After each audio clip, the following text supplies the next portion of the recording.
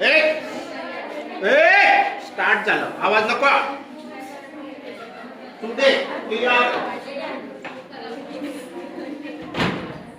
we are going to see a very important topic. Yesterday we have seen Kirchhoff's current law, first law, and Kirchhoff's voltage law means second law. Okay? तर दोन law आपण पाहिले. पहिला law काय होता? Sum of currents at any junction, algebraic sum of currents at any junction is equal to 0. Means incoming currents is equal to outgoing currents. Second law, sum of कोणाकोणाची sum? IR, potential difference, and EMFs is equal to 0. हा, हे दोन law आपण पाहिले. आता ते दोघं lower एक एक मार्काचा क्वेश्चन येऊ शकतो. First, current law is based on conservation of charge. Point to be noted, very important sentence just I have said to you. What? Kirchhoff's current law means first law is based on conservation of charge. हे एकदा MCQ मध्ये बोर्डाला विचारला गेलेला प्रश्न आहे.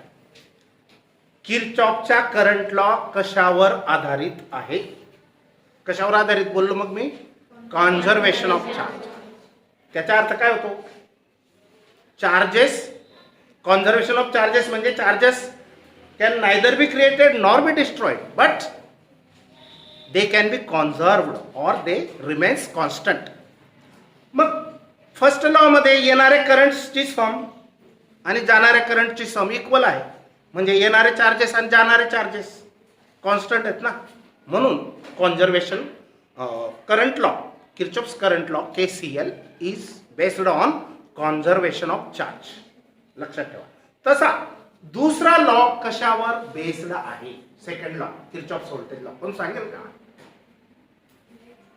वाचायचं, असे बारीक पॉइंट विचारले जातात, पुस्तकात सगळं दिलेलं आहे. तो कॉन्झर्वेशन ऑफ एनर्जीवर डिपेंड आहे. Kirchhoff's voltage law depends on किंवा based on conservation of energy. आता एनर्जी, कारण तो EMF आहे त्या ठिकाणी, EMFचा संदर्भ रेफरन्स आहे. मग कॉन्झर्वेशन ऑफ एनर्जी आहे. म्हणजे बॅटरी लावलेली असते, लूप होते की नाही, 2 लूप 3 लूप बघितले आपण. त्या लूपमध्ये एक बॅटरी होती की नाही, EMF तिला होता. मग EMF म्हणजे बॅटरी म्हणजे सोर्स ऑफ एनर्जी आहे. ती एनर्जी सप्लाय करते, म्हणजे चार्जेसच सप्लाय करते. पण एकूण टोटल एनर्जी तिने पॉझिटिव्ह टोकाकडून दिलेली आणि निगेटिव्ह टोकाला परत घेतलेली एनर्जी ही इक्वल असते. समजलं याचा अर्थ? Conservation of energy. Second law is based on conservation of energy. Very important sentences.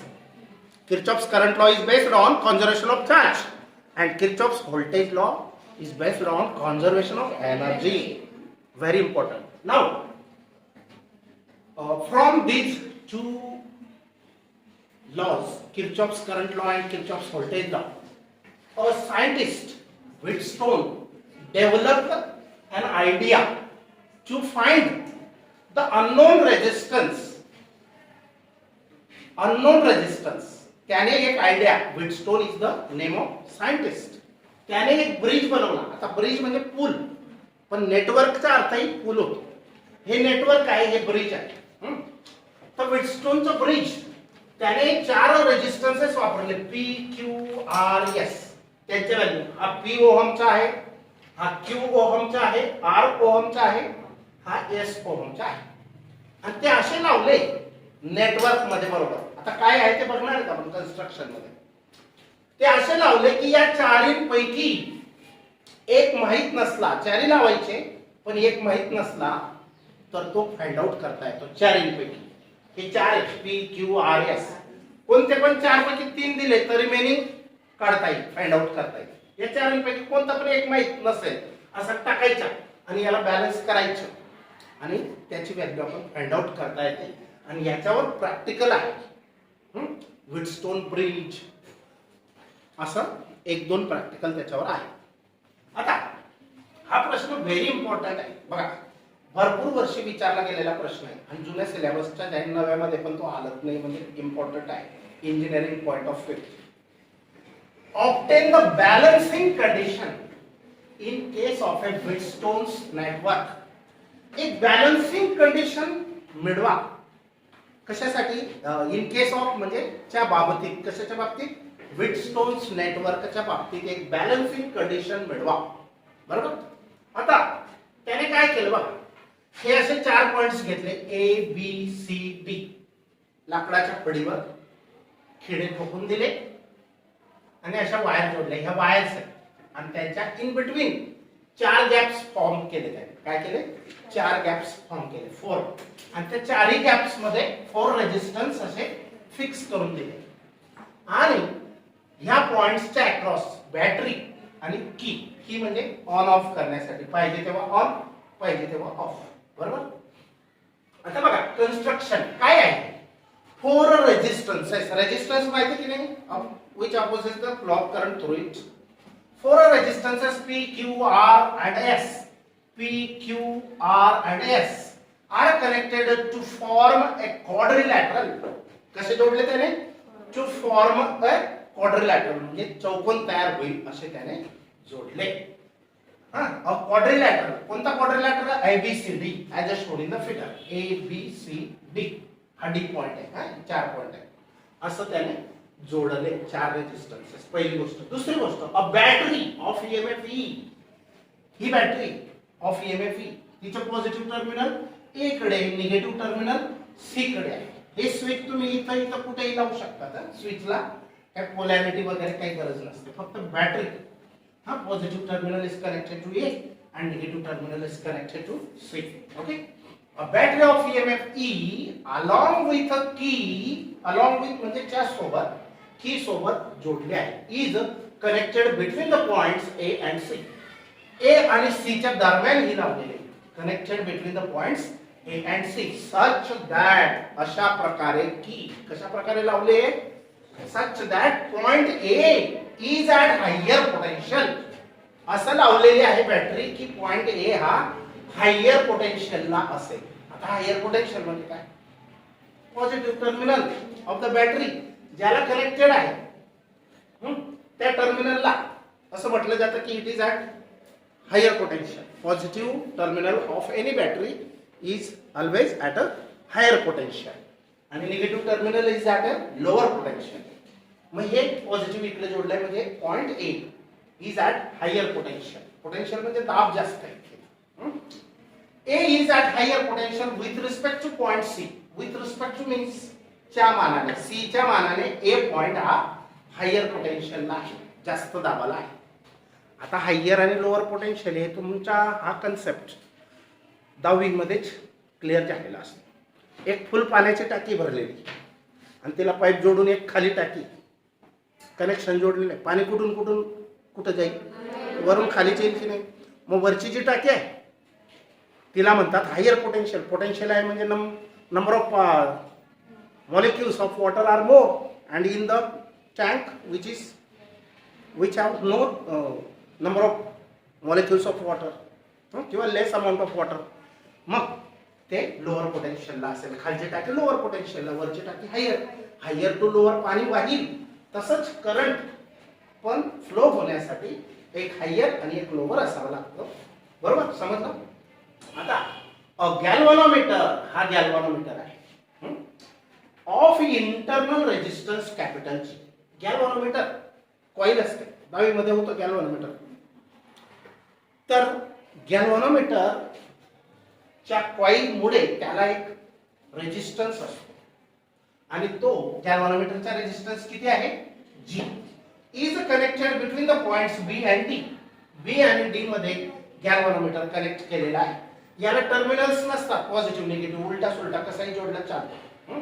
व्होल्टमीटरला मात्र टर्मिनल्स असतात, पॉझिटिव्ह निगेटिव्ह. मग समजलं? गॅल्व्हॅनोमीटर की ज्याचा रेजिस्टन्स कॅपिटल जी इतका मानून घ्या, जी ओहम इतका असेल, तो जोडलेला आहे कोणामध्ये? In between points B and D. समजलं? आता हे झालं कन्स्ट्रक्शन, म्हणजे हे बनवलं कसं आहे कन्स्ट्रक्शन. आता वर्किंग काम कसं करेल बघा. Point number 1, when the key is closed, closed करणे म्हणजे चालू करणे. हा, की क्लोज्ड म्हणजे बटन दाबलं आणि की ओपन म्हणजे बटन बंद. हा, लक्षात ठेवा. ऑन ऑफ की जर आलं तर तिला क्लोज्ड हा शब्द वापरला जातो, नाही तर उलटा अर्थ घेण्याची शक्यता येतं. क्लोज्ड म्हणजे चालू. असं बटन असतं प्रेस करायचं. When the key is closed म्हणजे बटन चालू केलं. करंट आय, हे आय करंट कोणी सोडलेलं, बॅटरीने सोडलेलं. Current I flows through the circuit, या सर्किट मधून करंट आय फ्लो व्हायला सुरुवात होईल. बरोबर. It divides into I1 and I2 at point A. आता हे करंट बॅटरीने सोडलेलं आहे, जितकं पण टोटल करंट बॅटरीने सोडलं ते या ठिकाणी आल्यानंतर त्याला दोन रस्ते दिसतात. एक हा रस्ता दिसतो आणि दुसरा हा रस्ता दिसतो. दोन रस्ते फाटे फुटतात ना, जशी एकच नदी पण दोन ठिकाणी असे खोल तिला चॅनल मिळून गेल्या, तर ते पाणी इकडे तिकडे जाण्याची शक्यता आहे. आता ती चारी कोणती खोल आहे त्याच्यामध्ये जास्त जाईल आणि जी कमी खोल असेल त्याच्यामध्ये कमी जाईल, आणि दोघी सारख्या लेवलचे असतील तर सारखं जाईल. मग तसाच प्रकार हा करंटचा आहे. या ठिकाणी आय, इथं आय, ए पॉइंटला आय करंट आलं आणि त्याला दोन रस्ते दिसत आहेत. मग सारखंच दोघांमधून करंट जाईल असं नाही, या दोघं मार्गाने सारखंच जाईल असं नाही. जसं आताच मी सांगितलं की चारी चॅनल खोल आहे, त्याच्यामधून जास्त पण पाणी जाण्याची शक्यता आहे. मग हे करंट जाणं, कमी जाणं, जास्त जाणं हे कशावर अवलंबून आहे, या रेजिस्टन्सच्या व्हॅल्यूजवर. जो रेजिस्टन्सची व्हॅल्यू जास्त ओहम असेल त्याच्यामधून कमी करंट जाते. बरोबर की नाही.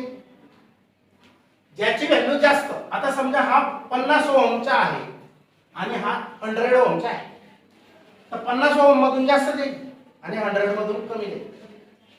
पण इथं आल्यानंतर टोटल अजून तितकीच्या तितकीच होईल. आय क्यू परत कलेक्ट होते निगेटिव्ह टर्मिनलला एक. मग आता इथं समजा या रेजिस्टन्सची व्हॅल्यू पी आहे, या रेजिस्टन्सची व्हॅल्यू एस आहे. बरोबर. मग याच्यामधून जाणारा करंट समजा I1 असेल, ते जास्त असेल याच्यापेक्षा किंवा कमी पण असेल, म्हणजे डिफरंट आहे ते करंट, म्हणून त्याला I1 I2 सपोज केला. डिफरंट आहे, amount of current is different. Why? Because the value of resistance is different and flow of current depends on the value of resistance. If you connect here a smaller value resistance, then current flows more, and through high value resistance current flows less. But the total is always high. पण या I1 plus I2 ची total किती असेल, I इतकी असेल, कारण I इतकं गेलं आणि त्याचे डिवायडेशन झालं ना, डिवायडेशन. आता बघा, when the key is closed current I flows through the circuit, it divides into I1 and I2. म्हणजे हे वेगवेगळं करंट गेलं, इकडे जास्त किंवा कमी पण असेल, या दोघांपैकी दोघं सारखे नसतील, इक्वल पण असतील, डिफरंट पण असतील. ओके. तर I flows through the circuit, it divides into I1 and I2 at point A. A या ठिकाणी ते डिवाइड होतं I1 आणि I2 मध्ये. अगेन ऍट पॉइंट सी, आता सी ला काय होईल, एकत्र होईल. हे आलेलं, हे आलेलं, मग त्यांची सम काय असेल, ह्या आय ची सम I1 प्लस I2 इतकीच असेल. हे दोघं एकत्र केलं तर तितकंच ना, जितकं डिवाइड झालं तितकं परत टोटल. बरोबर की नाही, समजलं की नाही. दोन नळ्या लावल्या एक पाईपला, पाणी सोडलं, परत त्या दोन नळ्या एकच पाईपला अजून जॉईंट केल्या, मग टाकलेलं पाणी त्या नळींमध्ये दोघांमध्ये आणि जमा केलेलं पाणी सारखंच राहील ना, तोच प्रकार झाला की नाही. मग तसं I is equal to I1 plus I2. समजलं. आता पुढची गोष्ट, the current I1 gets divided at point B again. ह्या B पॉइंटला येतो I1, कुठे येतो, ह्या B पॉइंटला आलं. परत या B ला त्याला दोन रस्ते दिसतात, इकडे जाऊ का इकडे जाऊ. मग इकडे जे जाईल ते I1 पूर्ण असेल का, कारण काही करंट इकडे अजून त्याचे तुकडे होणार. मग इकडे जे जाईल गॅल्व्हनोमीटर मधून त्याला आपण IG समजूया. IG करंट थ्रू गॅल्व्हनोमीटर, त्याला काय समजूया, IG. आणि मग राहिलं I1 मधून, I1 पैकी IG इकडे गेलो तर राहिलं किती, I1 मायनस IG. मग ते कुठे जाईल? थ्रू रेजिस्टन्स Q मधून जाईल. बरोबर की नाही? I1 minus IG. हे कसं आलं समजलं? आता हे IG इथून इथपर्यंत येईल. मग हे IG इथं आल्यावर त्याला I2 पण भेटेल. बरोबर की नाही? या IG ला इथं I2 पण भेटेल. दोघांचं काय होईल? टोटल होईल. दोघांचे काय होईल? टोटल होईल. मग इथं जे आलं हे I2 प्लस IG. इथं मिस्टेक झाली माझ्याकडनं. I2 प्लस IG पाहिजे. किती जाईल इथं? हे इकडून आलेलं IG म्हणजे हे इकडून आलेलं I2. मग I2 प्लस IG R मधून जाईल. मग हे इथपर्यंत येईल आणि हे पण इथपर्यंत येईल. मग यांची सम सुद्धा आयच असेल की नाही? बरोबर की नाही? आता पुढची गोष्ट हे बघा, समजला आपण the current I1 gets divided at point B या ठिकाणी ते डिवाइड होतो. कसं? एक साइडला IG आणि दुसऱ्या साइडला I1 मायनस IG. मग हे इथे येईल आणि इकडचं हे इथे येईल, पण दोघांची सम मात्र इथं परत I होईल. आता let IG be the current flowing through the galvanometer. समजा IG हे करंट, हे सांगून टाकलं मी आपण अगोदरच. IG be the current flowing through the galvanometer. The current flows through Q and R. हे दोन रेजिस्टन्स मधून फ्लो होणारे करंट कोणते? Q मधून कोणतं गेलं? I1 minus IG. आणि R मधून कोणतं गेलं? I2 प्लस IG पाहिजे होतं. इथेही मिस्टेक झाली, म्हणजे बुकची मिस्टेक आहे ती. समजलं? रिस्पेक्टिव्ह. Consider loop. आता Q आणि R मधून किती किती करंट गेले ते आपण अगोदरच सांगू टाकलं. आता पुढची गोष्ट बघा, आपण काल किर्चॉफ्स व्होल्टेज लॉ शिकलो. चष्मा. Consider loop ABDA. हा ABDA म्हणजे काय? ट्रायंगल. हा लूप आपण कन्सिडर केला. कसं जाणार आहे? A कडून B कडे, B कडून D कडे, D कडून परत पुन्हा A ला येणार आहे. मग आता ते इक्वेशन कसं लिहायचं मी सांगितलंय. Sign convention. PD ज्या रस्त्याने जातोय त्याच रस्त्याने जर जात असेल करंट तर काय घ्यावा? निगेटिव्ह. आणि EMF निगेटिव्ह कडून उडी मारली पॉझिटिव्ह कडे तर पॉझिटिव्ह. उलट EMF उलट आहे आणि IR चं उलट आहे. फक्त लक्षात ठेवा IR आणि कोणता निगेटिव्ह केव्हा घ्यायचा? सेम डायरेक्शनला. मग आता सेम डायरेक्शनला करंट तसंच जाता AB ला. मग हा I1P कसा असेल? निगेटिव्ह. हा बघा लिहिला. I1P कसा असेल? निगेटिव्ह. समजलं की नाही? हा निगेटिव्ह का लिहिला? सोपं आहे, कठीण नाही. त्याच्यानंतर इथं आले, हा झाला PD या दोन टोकांच्या दरम्यानच्या ABच्या. आता BD मध्ये IG इंटू G. आपण पोटेन्शियल डिफरन्स V कसा लिहितो? IR. करंट आणि रेजिस्टन्स. मग याच्यामधून जाणारा करंट IG आपण सपोज केलंय, मानलं आहे. आणि याचा रेजिस्टन्स किती मानला आहे? G. असं लिहिलंय आपण कुठेतरी. Resistance G. मग रेजिस्टन्स मल्टिप्लाइड बाय करंट काय होणार? PD तयार होणार. करंट इंटू रेजिस्टन्स म्हणजे IG इंटू G कसा असणार? असाच येतोय ना, निगेटिव्हच असणार. बघा मायनस IG इंटू G. समजलं? Same direction. आता इथून इकडे जायचंय पण करंट तर उलटा येतोय, पॉझिटिव्ह. मग I2 इंटू S. हा रेजिस्टन्स S आणि करंट त्याच्यामधला I2 S कसा असेल? पॉझिटिव्ह. हा बघा पॉझिटिव्ह. आणि यांची सम काय असेल? 0. हे इक्वेशन नंबर 1. आता तसंच दुसरा लूप बघा. Now consider loop BCDB. लक्ष द्या. BCDB म्हणजे असं येऊन असं जाणार आहेत आपण. बरोबर? चला BC हा करंट आणि हा रेजिस्टन्स याला मल्टिप्लाइड बाय हा म्हणजे PD बनलं. हे इंटू Q कसं असेल? सेम डायरेक्शनला मायनस. हे मायनस आहे I1 मायनस IG ला हा रेजिस्टन्स, करंट इंटू रेजिस्टन्स म्हणजे PD हा मायनस असेल, बरोबर. तसंच आता पुढे गेलो, इथून इकडे गेलो, हा करंट मल्टिप्लाइड बाय हा रेजिस्टन्स कसा असेल, पॉझिटिव्ह. हा बघा I2 plus IG into R positive आहे, बरोबर. आता राहिला कोण, असं द्यायचे. आता IG इंटू G तिकडून करंट आहे, जातो इकडून पॉझिटिव्ह. हा बघा IG into G positive is equal to 0, equation number 2. आता हे दोन इक्वेशन मध्ये जर गॅल्व्हनोमीटर 0 रीडिंग दाखवत असेल तर असे समजावे की potential at B is equal to potential at D. दोन ठिकाणचा दाब सारखा आहे, दोन टाक्या घेतल्या सारख्या, 1000 लिटर 1000 लिटर, एकीला फुल पाण्याने भरली आणि पाईप लावून दुसरीला खाली टाकीला जोडले. दोघांची कॅपॅसिटी 1000 लिटरची आहे आणि जो पाईप लावलेला आहे त्याला कॉक ठेवलाय केव्हा सोडायचं पाणी.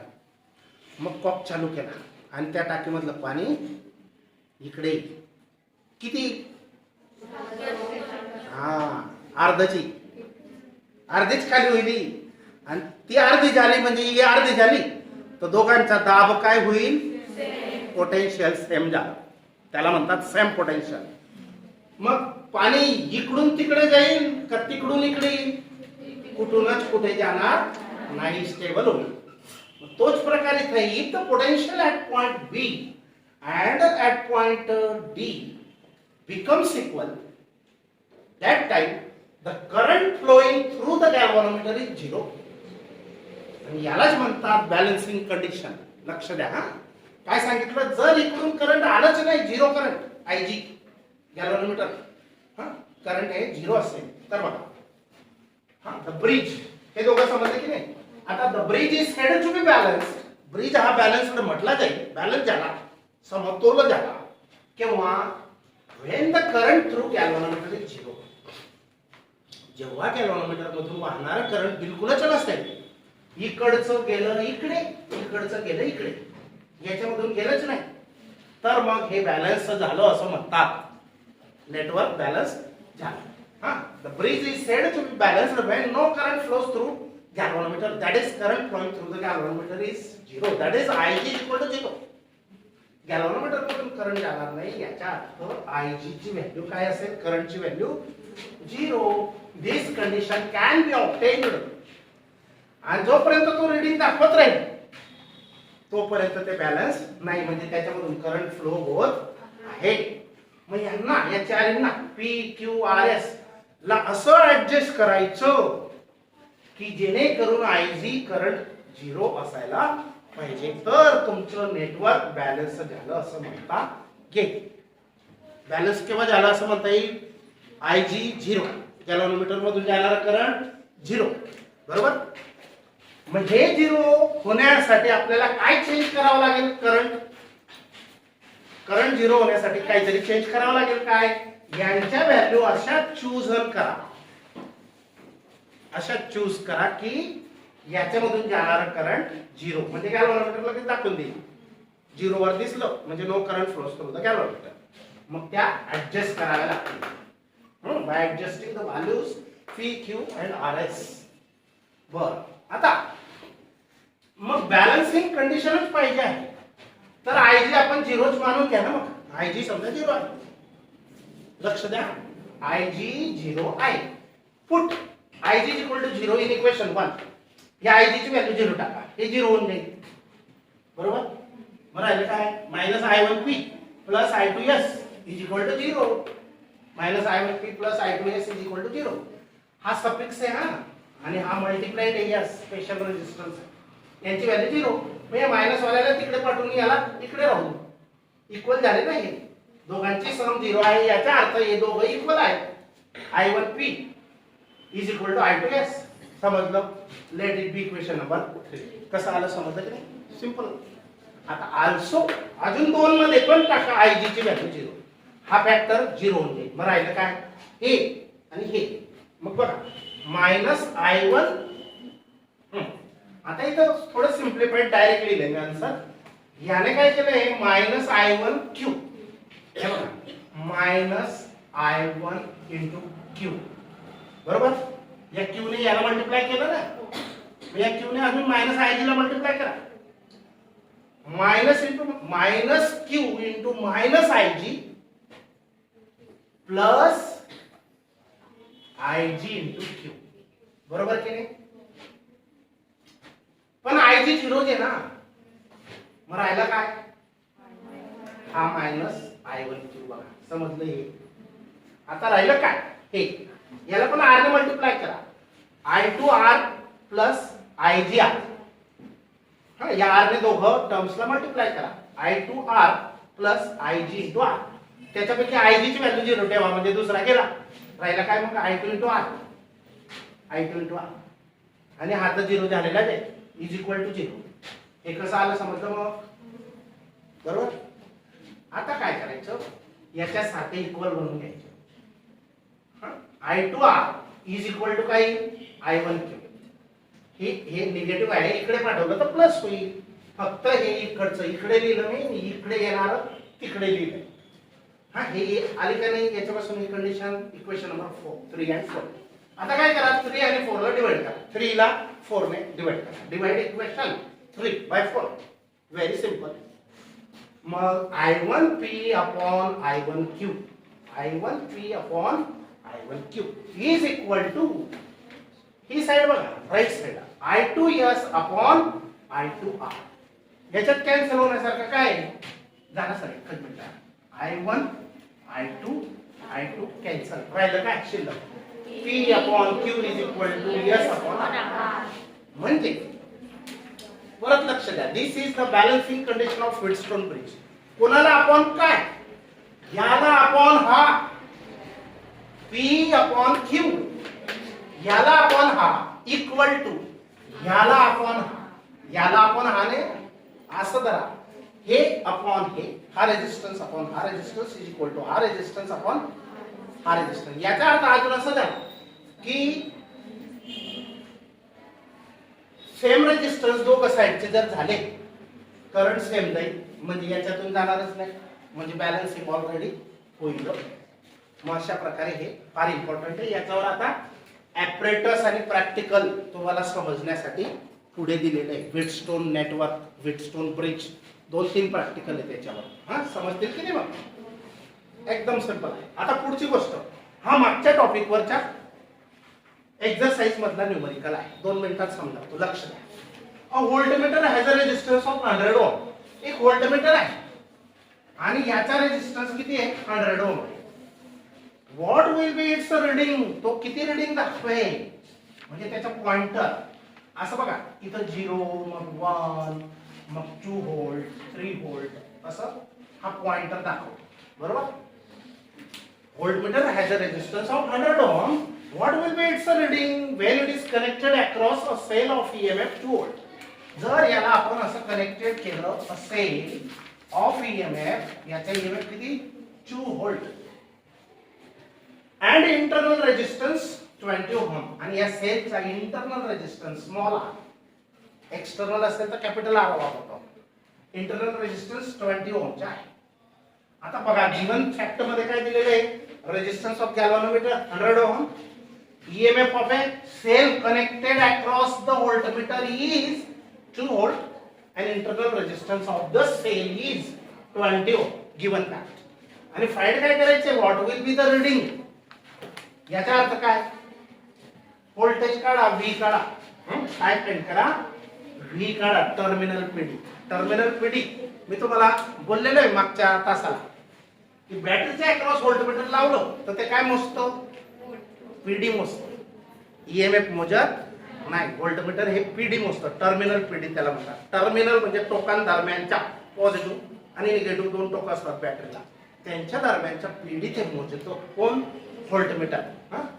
तर बघा to find PD across voltmeter that is terminal PD across V काढायचा आहे. मग आता आपल्याला फॉर्म्युला माहिती आहे, ओम्स लॉ काय V is equal to IR. आणि हा 11वी मध्ये शिकलोय, हा मी काल बोलत होतो. EMF पीडीचा फॉर्म्युला आयआर असतो, पण ईएमएफचा फॉर्म्युला काय असतो? दोन पीडीची बेरीज असतो.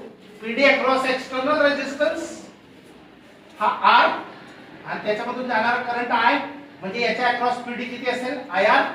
आणि परत ही बॅटरी आहे, हिला स्वतःचा रेजिस्टन्स असतो आर, इंटरनल रेजिस्टन्स त्याला म्हणतो आपण, त्याच्यामधून जाणारा करंट आहे. मग यांची सम हा काय असतो? ईएमएफ असतो त्या सेलचा. म्हणजे ईएमएफ हा तर V = IR असतो, पण ईएमएफ हा अजून प्लस आयआर असतो, पण हा R PD across internal resistance असतो. This is PD across internal resistance of the battery cell and this is the PD across external resistance. बरोबर की नाही? असं हा PD across external resistance आहे, हा PD across internal resistance आहे. दोघांची सम म्हणजे EMF असतो. आणि PD म्हणजे फक्त एक्सटर्नल रेजिस्टन्स च्या अक्रॉसचा PD म्हणजेच टर्मिनल PD असतो. समजले दोन फॉर्म्युले? आता याला I कॉमन घेतला, I कॉमन घेतला तर काय शिल्लक राहिलं? R plus R. याला E ला डिवाइड केलं तर असं बनेल की नाही? I तयार केला, I E/R plus R. Value टाका, E/R plus R into R. हे बघा, या I ची व्हॅल्यू ही पुटअप केली. I ची व्हॅल्यू कोणती? ही पुटअप केली. समजलं? आणि हा R जसाच्या तसा.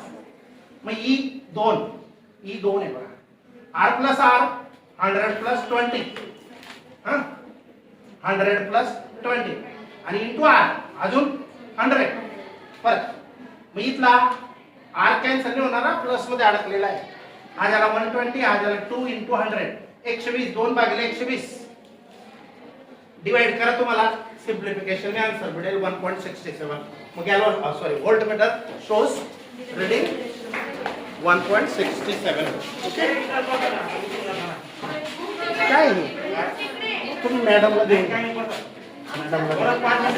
हा, मग त्यांचं कशाला लोड घेऊ, त्यांचं लोड घेऊच कशा.